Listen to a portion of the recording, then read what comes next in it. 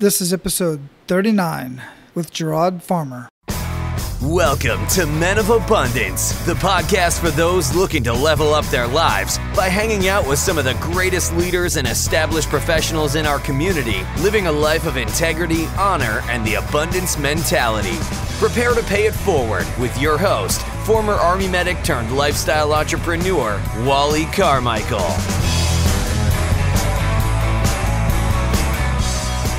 What's up, Men of Abundance? Of course, you know, as usual, we have another very abundant leader on the show today, and I'm going to introduce him to you in just a second. But as you know, throughout the show, I always have a kick in the gut moment and a pivot moment, basically enough is enough, and a pivot point. And just about everybody in life who is doing anything has those kick in the gut moments and, of course, has multiple pivot points. Well, this time right now is a pivot point for Men of Abundance. I'm not going to get into all the details right now, but after talking to a couple of my mentors, getting some feedback from listeners, I have decided to take action and make a few changes. And as far as I'm concerned, they're great changes based on the feedback that I've already received. There are going to be quite a few behind-the-scenes changes, but the biggest change that you're going to notice is that Men of Abundance is going from a 3-day-a-week show to a 1-day-a-week show. And I'm going to explain exactly why. I'm going to break it all down. I'm going to share with you why I'm doing this, and it may benefit you in some way, either in your business or in your life. That specific episode is going to be a bonus episode. So if you're at all curious as to why I'm making these changes, make sure you subscribe on iTunes or whatever platform you're listening to Men of Abundance on, so the show automatically downloads to your device. I want to thank everybody who provided any feedback, and I want to thank all of you who have subscribed, rated, and reviewed our show so that more people can get access to it. All right, so now I'm going to introduce our featured guest. After high school, Gerod Farmer joined the military during the Iraqi War, which I give him major props for that right there. It was there where he learned other valuable lessons that apply equally to business and to combat: integrity, self-discipline, and positive can-do attitude. Following his military service, Gerod joined his father's auto sales business and acquired further skills in leading and managing others. Now, Gerod gets deeper into his story, but after he had a confrontation with a supervisor at work, Gerod decided to move on and turn his side hustle into a full-time business. And he did that from scratch and completely debt-free. I don't want to get too much into Gerod's background because he's going to share his story with you. But I want you, Men of Abundance, to get out of this conversation is to listen to Gerod's passion for helping others. And you can see his pattern of helping others by the vocations that he took on prior to starting his own business and what he's doing now that he's successfully built a business of his own. Gerod, welcome to Men of Abundance. Thank you for having me. Absolutely. Yeah, my pleasure. Where are you at in the world? I'm in Raleigh, North Carolina. Raleigh, North Carolina. I have been down around those parts. I was stationed at Fort Bragg, Fayetteville for quite a while. Well, almost 3 years, but closer to 2 years. Oh, okay. That was quite some time ago. How are things going down there? Great. As a matter of fact, that's where I grew up at in Fayetteville. So yes, that's very ironic. But yes, everything's well down here. Small world. Yeah, it is. It definitely is. There's a lot of testosterone at Fort Bragg. That's for sure. It certainly is, yeah. And then I left there and went to Germany after that. So always be careful what you ask. Oh, how about that? I was in Germany also. Is that where at? I was in Erlangen. I was stationed at Erlangen Ferris Barracks. I don't even know where that's at. How long ago was that? That was back in 1989 to 91. And Erlangen is right near Bamberg, which is not too far from Nuremberg. Okay. So I was there several years later. I was in Panama during that time. And then I ended up in Germany, 97, 8, 9. So I was down there for the Y2K celebration and all that good stuff. I was in Baumholder. Oh, okay. Yes. Yeah, the Rock. Oh, yes. So I like to start this show out, Gerod, the same way I start out most mornings, and that is with an attitude of gratitude. What do you have to be grateful for today? Well, Wally, I'm most grateful for my life, my health, my family, and frankly, every single person that I come into contact with, because I feel that every single person I come into contact with, I have something to share, and they have something to share with me. So I'm grateful for all that. Without a doubt, absolutely. So before we got started here, I actually, talked a little bit about you, gave a very brief bio to Men of Abundance, but I want to hear more from you. I'd like to hear a little bit about your background and kind of, working up towards where you're at today. And I'd like to get, let's get a little bit personal. Okay. Well, after high school, I went straight into the military. I was in the Army. And after the Army, I went back home and started working with my father in the auto industry. He was an auto dealer. Started working with him, and after probably about 3 years after that, I started to get a little antsy. I wanted to kind of go out and do something different. So when I moved from Fayetteville and moved up to the Raleigh area for better jobs and better opportunities that were available, because Raleigh is the capital city. And so I went up to Raleigh and started getting into, the first job I found was working in security. And after I worked in security, and then I was always the type of person I kind of like to do multiple things. So while I was working security, I wanted another job. I wanted to do something else to keep myself busy. So I started working with children and adults with developmental disabilities. So I did that for about 10 years, and along with my security job. And then after that, I started to want to go into a different direction. So I got into corrections and started working in different prison facilities in the Raleigh area. And I did that for several years. Then I went back to corporate security, and I did that for a few years. And then I actually just kind of all of a sudden I said, I want to take this all the way to the max, and I wanted to become a police officer. So what I did was I quit my prison job, and then I stayed on my working with children and adults with developmental disabilities. And what I did was I started to eventually position myself to put myself through the police academy by I was always kind of like always like to hustle and buy and sell things. So I would buy and sell cars, furniture, things of that sort. So I was building up my income so I could eventually go into the police academy full time. So I positioned myself to a point where I had enough income so where I could quit my job finally and just pursue what I really wanted to do, which was become a police officer. And I did that for 10 years, in which I'm still currently a police officer. And but I still do other things besides that right now. But that's a little background about me. But I can see, looking back now, I started from the military. Every job I've always had, I've always been in a position where I'm serving someone, and I really like to serve people.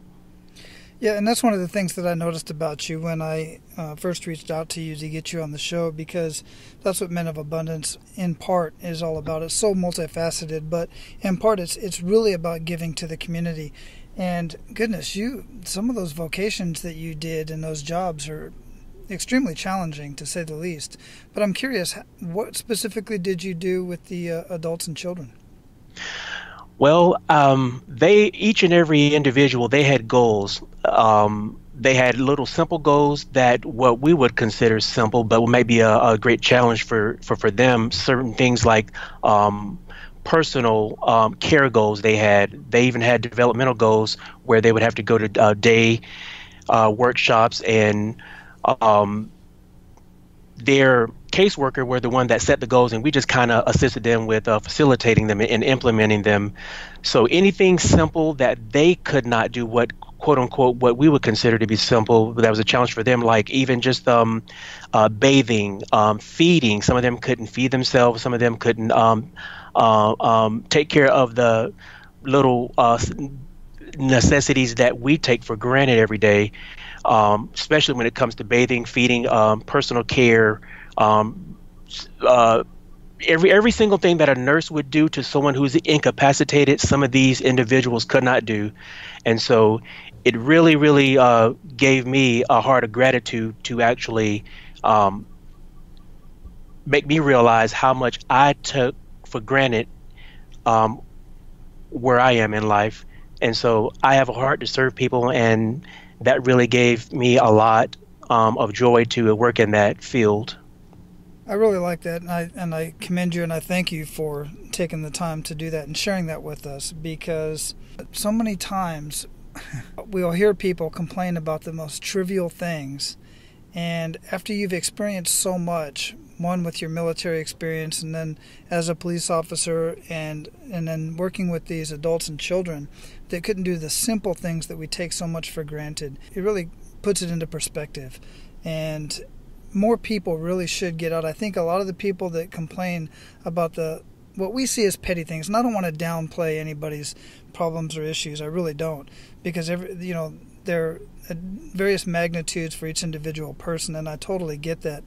But for those, in my experience, who have experienced more in life, they seem to complain a lot less. What are your thoughts on that? Yes, I do totally agree with that. I tend to have a attitude of gratitude for every single thing. Thankful for being on the podcast. I'm thankful for waking up in the morning and having food to eat, having shelter over my head, and just having clean water to drink. I was in the bathroom brushing my teeth this morning, and I was thankful for even having a toothbrush, for having toothpaste, having the ability to even hold a toothbrush. So it's just those little things. I mean, when you start really thinking about it, Wally, there's so many things that in the course of a 60-second time frame that we can actually just sit back and be thankful for. Sitting here talking on a computer, even having the ability to sit. Some people have to stand the whole time because they have health issues. There's some people who wish they could stand, but they have to sit all the time. There's so many different things to be thankful for, and I could go on and on about that, but that helps being thankful, Wally, just helps me to keep everything in perspective. Yeah, it really warms my heart to have this conversation and think about all the people that you've helped and you've touched along the way. And I know along the way it hasn't been all, great for you as well. Part of what makes a man who he is and a person who they are is those kick-in-the-gut moments in life. So I would love for you to share one of your greatest kick-in-the-gut moments in life. It can be personal, entrepreneurial, or even professional. Yes, and I've done quite a bit of reflecting over my time. And I've also, to be honest with you, I've wasted a lot of time in my life. And a kick-in-the-gut moment for me was whenever my mother passed away about 5 or 6 years ago. And the reason why it was a kick-in-the-gut moment for me, because my mom, she was fairly young. And as we would think that pretty much mom and dad, would be around, for quite a long time. You don't expect that necessarily, but it was a kick in the gut moment for me because my mom worked 2 jobs and sometimes 3 jobs, and she was always on her feet all the time on both jobs. And even though she lived her life to the fullest, I'm sure there was a lot more things that she wanted to do in life, but part of what we would always talk about is she didn't believe that anything out there was even more for her, and she had to accept pretty much what was given to her. And it was a kick in the gut moment for me, Wally, because I basically, once she passed away, it made me realize how much time I wasted and how much precious time really is in the regards of, hey, you need to get going with whatever you're going to do in life. Everything revolves around you. Everything is up to you. No one is coming to your rescue.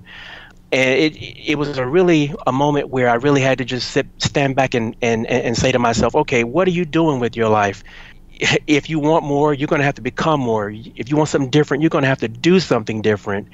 I've never been much of a complainer, Wally, but I've never been, I've always quit a lot of jobs. I've always been the type of person who would just, when I got fed up with something, I would just kind of be done with it.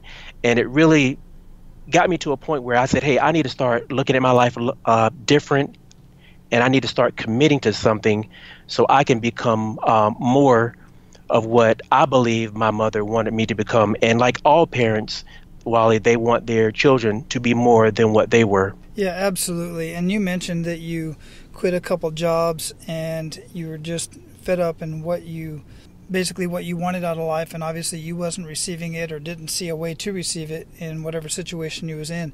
Can you share one of those enough is enough moments, basically a pivot point in your life to where you just decided that's enough, I'm done, I gotta do something different? Yes. One particular enough is enough was I was working as a police officer I was working in security in a government building, and I was doing it for about 2 years. And day after day, now I was a police officer also where I was running calls in a patrol car, but I transitioned to that into a little bit slower paced police work. And I was working in a government building where I would actually have to go around with a little electronic device scanning stations that indicated that this particular station has been visited, and it was basically a checkpoint.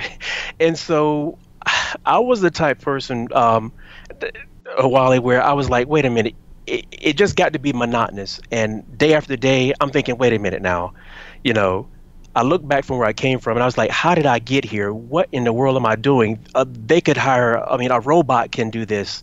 And and not only that, but the fact that, okay, wait a minute, I'm carrying a gun, I'm carrying a badge, and I allow myself to just get to this point.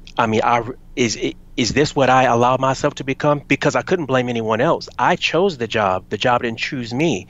So I got to the point one day, Wally, where I said, after about 2 years, I said, and it took me a long time because we could all get stuck in these little ruts where it's like, okay, well, it pays the bills, and hey, I'm not really learning anything. I'm not really doing anything, but it's serving the purpose, quote unquote. So I got to the point one day I said, and as an officer, also I was still running a little business on the side, which was I would move people and deliver things for people. So I created a pretty good rapport and a pretty good list of repeat customers. But I got to a point one day I said, you know what, I'm saving my money and I'm building myself up to one day I'm just gonna quit and I'm gonna be done with it. But I didn't want to just quit and without giving notice, because that's not the right way to do things. But I was having an issue with one of my supervisors, and I had the type of supervisor, which I believe we all had at some point, where they just kind of overstep their boundaries a little bit too much, maybe, talk to you the wrong way. And this particular night, I'll never forget it. He came up to me and started just, yelling at me and screaming at me. And I told him that, he's not going to, do that to me. He's not going to disrespect me. And he says, I'm going to do whatever I want to do. And it got to be a big thing, as you can imagine, two police officers who are authority. Sometimes people think it's the police against the public, but you believe it or not, police officers have problems with each other also. So because, we're all human beings. And a lot of A-type personalities in there. Exactly. Mm-hmm. And so some people get this gun and this badge, and then they take it to a whole different level. And so basically I called my supervisor and I told him that he's going to need to get somebody down here because he has two police officers down here that are having a problem with each other, and I don't know what's going to happen from there. So he called his supervisor. My supervisor called his supervisor, and they had someone down there within 30, 45 minutes, which I can imagine, they were like, what in the world, police officers, having a problems with each other out here in the public. I mean, what's going on? So I explained my situation, and he told me to go ahead home. My immediate supervisors remained on scene, and that night, actually, I think within an hour and a half, I got a call from someone that actually wanted a service on my moving side of my business that I already had on the side. And basically, I didn't go home and sulk. I went ahead and pretty much provided the service. I made the money, and it kind of got me the feeling that, maybe I should just, go ahead and just, leave this. So I went home, I talked to my dad, and I told him the situation. He said, hey, you don't have to put up with that. You ought to go ahead and quit. And that night, as a matter of fact, about 1:28 a.m., I actually sent in my resignation notice. I didn't give a 2 weeks notice, but I did tell my supervisor, I said, I don't regret what I did by resigning, but I just regret how I did it, because as a matter of integrity, I should have at least given a 2 weeks notice. But at that moment and point in time, enough was enough for me. And I had already built up enough money where I could go ahead and go in a different direction. And I pretty much felt peace with that after that. Yeah, and I commend you for it personally, because ultimately you have to free yourself. So many of us put ourselves into this state where we feel that we just have to be locked up and we're stuck in a particular vocation, in a particular job, and nobody should have to put up with one, even if you're not being treated that way, but you're just not happy in doing what you're doing and excited about doing what you're doing every single day. That's just no way to live. So what is it that you're doing now? What was the service that you were providing that you started providing that night? Basically what I do is I own and operate a moving and transportation company. And what I do is I do commercial and residential moving, and I have a couple employees, and I also subcontract work out to different retail outlets in the area. And like as with anything, Wally, once you start providing a service and people can really count on you, and they will use you and refer you, and I made a pretty good name for myself in this business. That's pretty much what I do now primarily, and I'm looking to transition out of that now. At some point, I'll still like to do it on the side, but but I'm transitioning out there right now where I can get into consulting, because I built my business from scratch. And from day one, it's been profitable. And I believe I have a lot to share with people who are just starting up. Yeah, I'm on your website now, actually. Assuming this is your consulting website. Yes, it is. Yeah, it's beautiful. And I love the way you have it set up and your service and everything. And I really like that you've taken your experience from building your business as a side hustle, which is amazing. It's not easy to do that. More and more people are doing it these days because there's enough people like you actually out there who are an example of being able to build a side hustle without quitting your job and doing it. Really, a lot of people have done it without anybody else knowing, even their employer knowing that they're doing it because the way the internet's set up. But what exactly, how's everything going with your consulting business? Well, I just started that up, so I'm in the beginning stages of that, Wally. So I'm really getting to the point where I'm getting the word out about what I do with that. So that I don't have any clients yet with that, but I am most positive that will change very, very shortly. Yeah, I am too, absolutely. So let's talk about that. What if somebody, what is your avatar? What is your perfect client? Who would be considered to use your services? Someone who says, I don't know where to start. Can you just see, because sometimes people say, well, I have too many ideas, or I don't have the right idea. So basically someone who just says, I don't know where to start, or just tell me your story. Tell me how you got to where you are. Because sometimes whenever we hear success stories, we think that that person is way ahead up there and we're so far down below. So, but all I did was I started out, with just 500 Vistaprint cards and just going out, letting people know exactly what I do. And Smile, I was very professional. I dressed for the part. I looked people in the eye, and I was very confident. And people sensed that and say, you know what, I'll give this person a try. But ideally, the person would be a small business or even a corporation that actually needs customers. They either want to keep the customers they got or find out how to acquire new ones. And since I'm just starting this up, I'm looking for some assistance in this particular area also, but I do know what I have done in the past to acquire my own customers, just not the marketing aspect of it, but how to retain the customers that I already have and even acquire some new customers. Pretty much all my business is word of mouth at this point, so that's how really all you need is 2 or 3 good customers, great customers who you have done good work for, and they will be all your marketing, to be honest with you. So that's what I've done and how I've become successful to this day. Yeah, absolutely. Especially with the way social media is now. Your good news story or a good experience with you, your company, or whatever it may be, can be clear across the world in a couple seconds. That's posted on Instagram, Twitter, Facebook, you name it. I mean, it's out there. You do Snapchat is done. So, are you kind of when you say you're looking for somebody to connect with, as far as somebody to assist you in that aspect, who specifically are you looking for? What kind of area?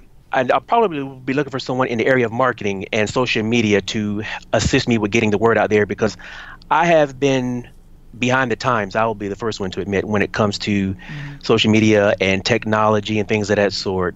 So I kind of work in my areas of competence, and I don't really do a lot on social media. I might tweet every now and then and get on Facebook and respond to something, but other than that, I don't advertise, and I really, it would be a learning curve for me, which I wouldn't mind, spending time learning, but I would like to concentrate on areas that I know that I'm already good at and what's working for me currently. Yeah, that's very smart on your part. That's where a lot of entrepreneurs end up failing. Now, initially, pretty much everybody has to bootstrap and do pretty much everything themselves. They have to be the accountant, the marketer, whatever it is that you do as a niche that you're very, very good at and you love doing. But ultimately, if you have the budget for it, or you have the right connections, it's best to have a marketing coach or somebody done for you type of coach, or any number of things. Same thing with your budgeting and your accounting and stuff like that. What I would recommend is, Gerod, is to listen to episode number 37 of Men of Abundance. That's with David Schloss. And he is an expert in, I just talked with him a couple days ago, and his episode posted today, as a matter of fact. And he is an expert in social marketing and marketing, specifically on Facebook. And there's so much that you can do with Facebook, with retargeting. You can specifically narrow down to exactly who you want to do business with. And he's just one of many guys that I personally know, but he's one that I've most recently spoke with. So at least listen to that episode, and you'll get an idea of, because we do get a little bit more technical on that episode than I normally do, because I was very interested myself, because it just so happens that I was learning some Facebook marketing, or brushing up on some stuff and learning more in-depth Facebook marketing for myself. But budget allowed, I hire people like David to basically do all that stuff for me, because I want to focus on what I enjoy, which is talking to guys like you.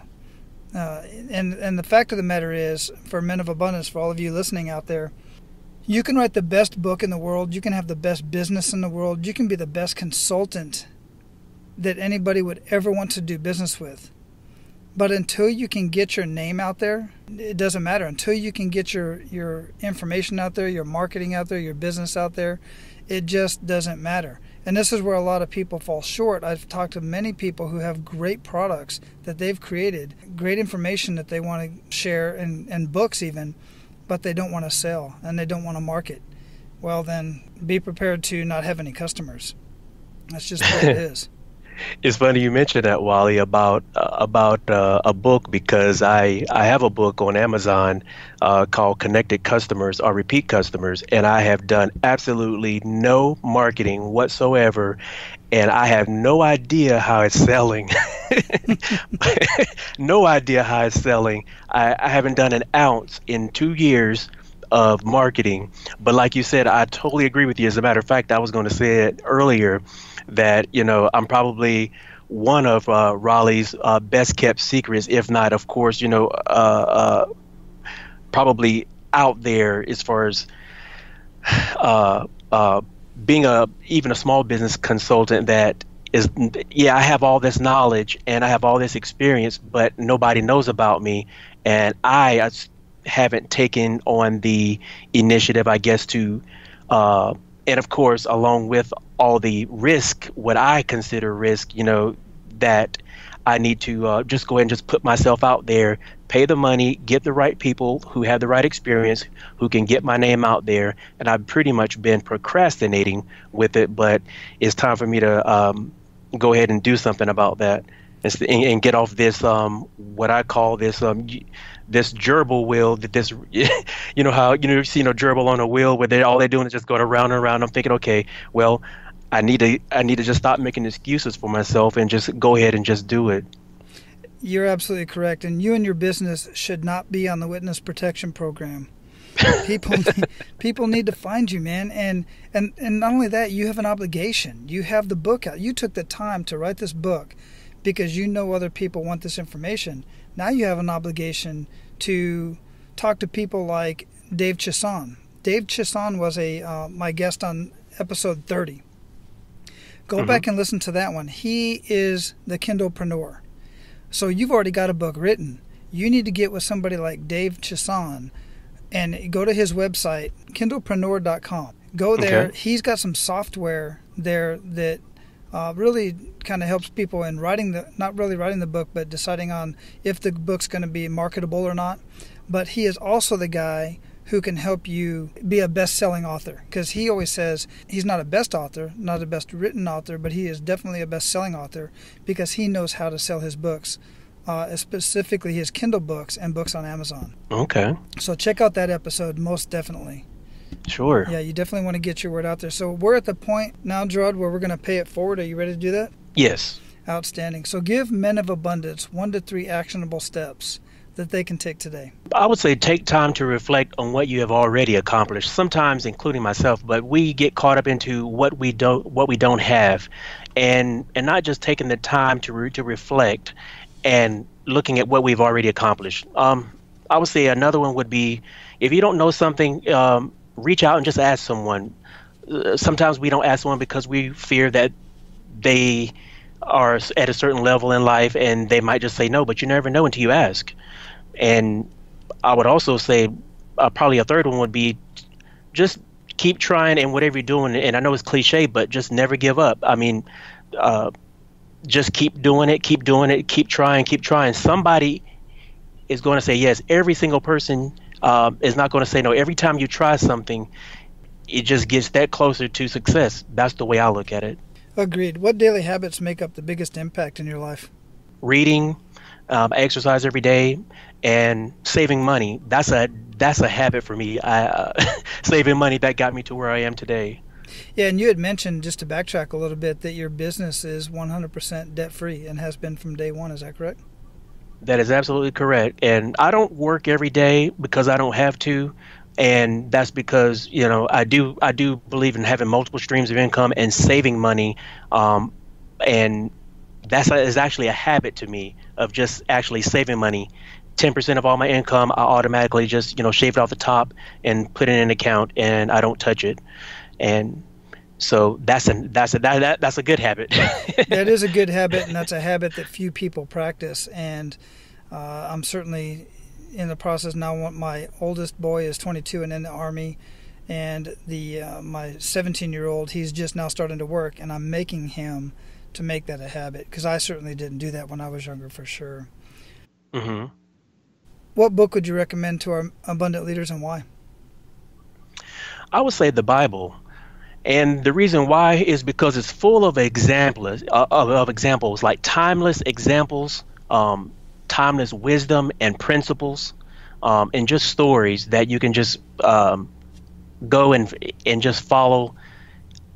I mean, the wisdom has not been ever disputed. And like I said, it's just book full of wisdom. And I just, if I may say, and that's just, it doesn't matter what religion, you're in. It's just that there's certain books that are just timeless wisdom, regardless whether it was back in, 200 years ago or today. Certain things are just timeless, and that's one of them. Yeah, I agree. And if you really pay attention to all of the self-help books that are out there, much that Jim Rohn has ever written, much that Zig Ziglar has ever written and spoken of, and many other greats, a lot of the stuff really is various stories out of the Bible brought to our times. And it really is true. It really is a great book, absolutely. So and as a matter of fact, I wanted to ask you too, what is the name of your book? The name of my book is called Connected Customers Are Repeat Customers. I love it. So I'm going to have that book and a link to the Bible. There's so many links out there, but I will have that listed in the show notes at menofabundance.com/039. And you'll be able to go through there and see timestamps of the various key points that we've talked about during this show.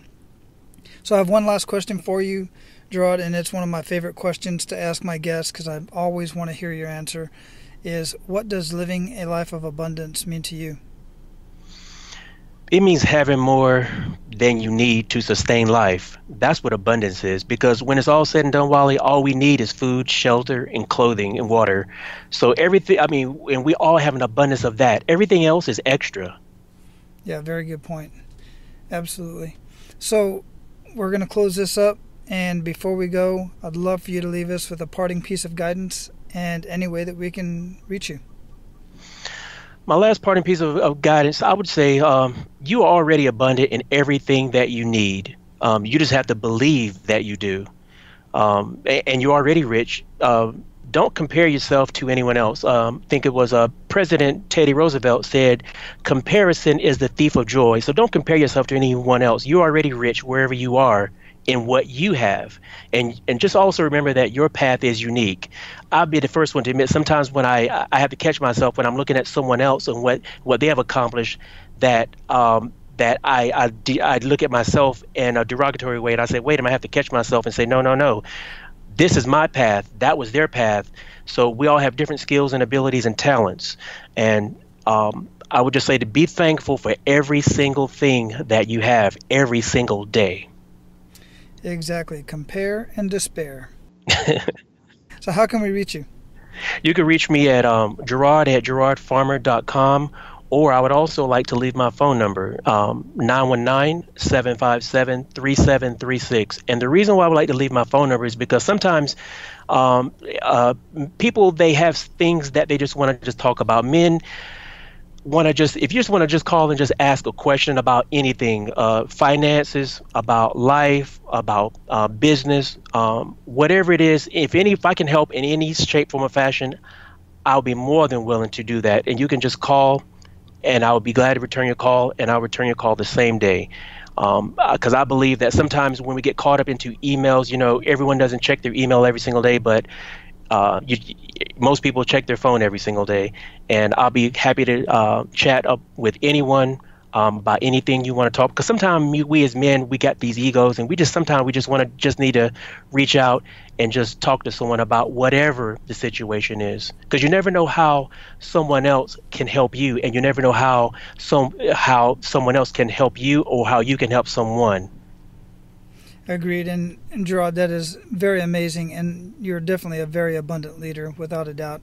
And Men of Abundance, I'm sure you can tell at this point, it is no question why I asked Gerod to come on and speak with Men of Abundance. Gerod, I truly appreciate your time, and I know you're going to have an amazing day. Thank you very much, Wally, and you do the same. Awesome. Take care. You too. All right, Men of Abundance, that's all I have for you today. Now go out and live your life of abundance, and make sure to pay it forward. That's all for today, Abundance Leaders. For more about our guests and the powerful information we shared with you today, be sure to sign up for our mailing list at menofabundance.com. We appreciate your time and look forward to hanging out with you on our next episode. So until then, be sure to pay it forward and live your life of abundance.